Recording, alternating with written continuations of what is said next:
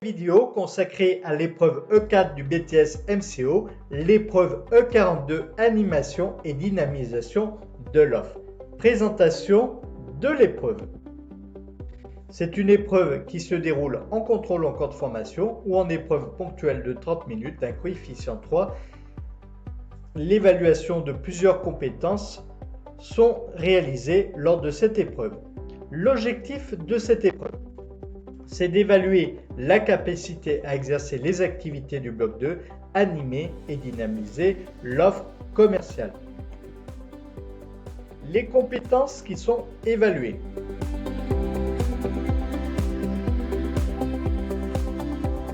Élaborer et adapter en continu l'offre de produits et de services, organiser l'espace commercial, développer les performances de l'espace commercial, mettre en place la communication commerciale et évaluer l'action commerciale.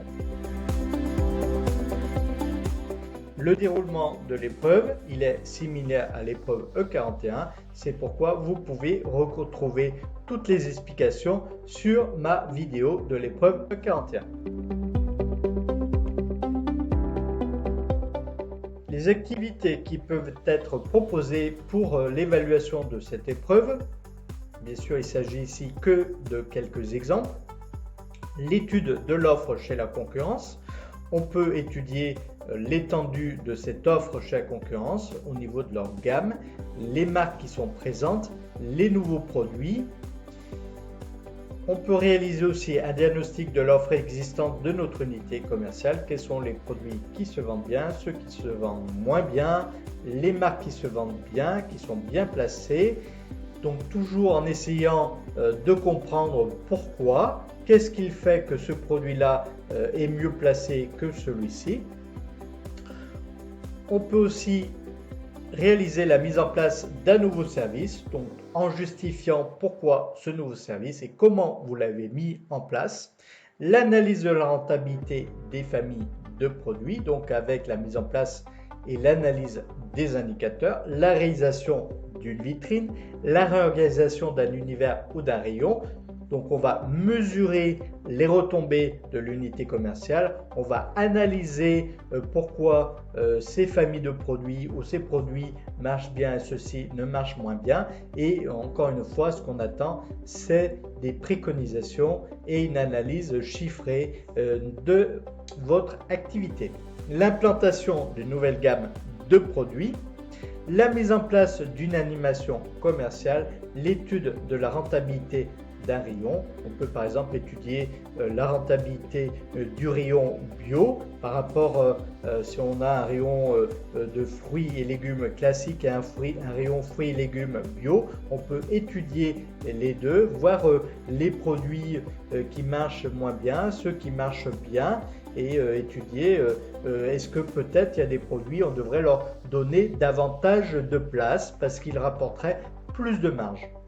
La publication sur les réseaux sociaux, donc par exemple pour communiquer sur des événements commerciaux, l'analyse des retombées d'une opération promotionnelle, donc bien évidemment les soldes peuvent faire partie de ces opérations promotionnelles.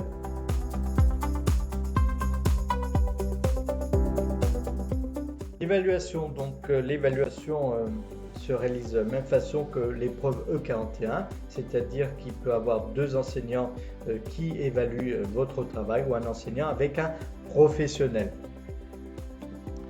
Nous allons voir après les critères possibles, nous allons voir les sous-compétences évaluées.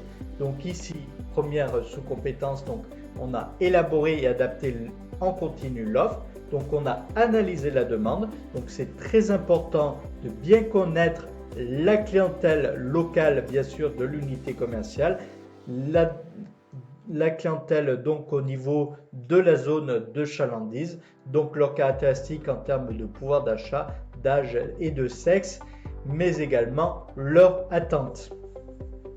On va aussi analyser l'offre de la concurrence et adapter l'offre de l'unité commerciale bien évidemment en fonction de ces critères, donc de la demande locale, de la concurrence et aussi de la présence peut-être de fournisseurs locaux qui pourraient proposer des produits qui seront adaptés à l'unité commerciale.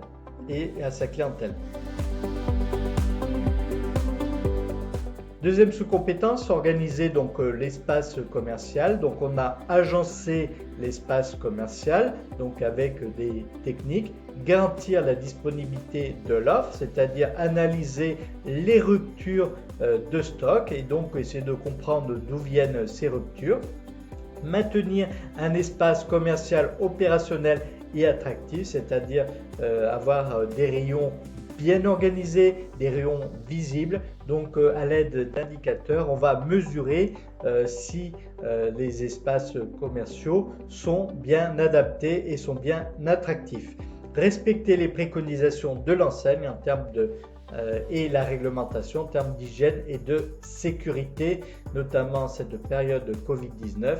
Donc là, ça peut être important de réaliser une activité sur ce thème-là.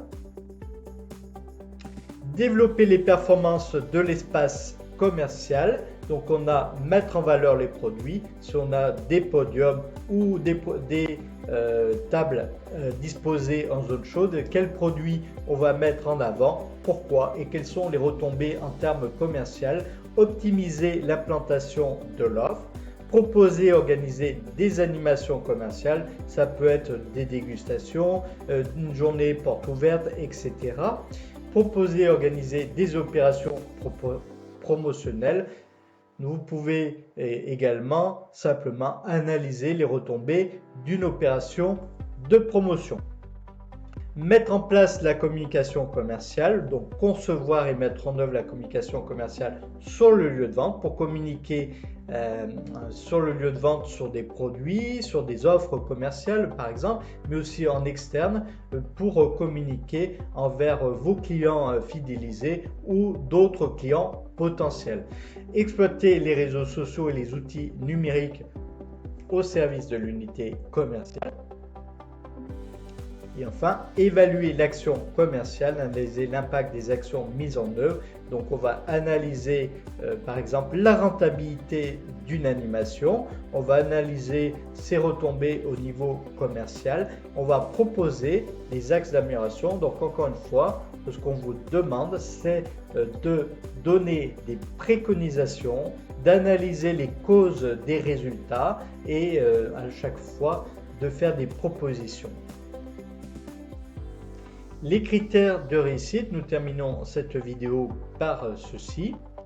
L'offre proposée est adaptée aux caractéristiques locales et cohérente avec la stratégie de l'enseigne. Donc toujours, l'offre doit être en cohérence avec la stratégie commerciale de l'enseigne ou du groupe, mais aussi adaptée aux caractéristiques locales. Donc vous allez justifier que cette offre est bien adaptée.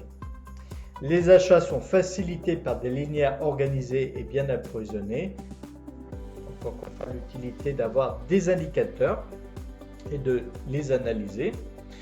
Les principes d'agencement sont mis en œuvre. Le choix des outils et des messages de communication est approprié. Donc il y a des techniques pour communiquer. Par exemple, si vous faites un publipostage, il y a la méthode AIDA à utiliser.